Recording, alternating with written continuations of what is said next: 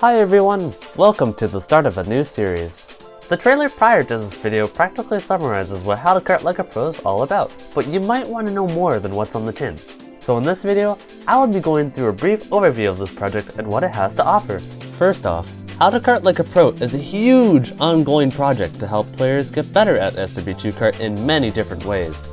Starting by November 23rd, videos related to the project will be published every weekday, but before then, I may or may not have some videos published before the date. Though, please keep in mind that there will likely be some changes to the schedule in the future and will be covered in an update video if necessary.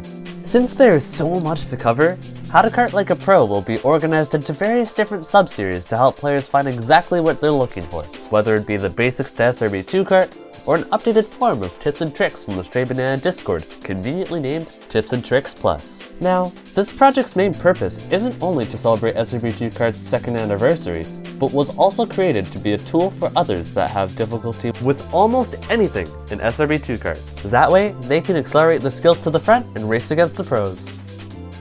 Hey, thanks for watching today's video. It really excites me to see the feedback from you guys in the previous video and in the Stray Banana Discord. Stay tuned for more videos before and on the 23rd. And with that out of the way, I'll see you in the next one.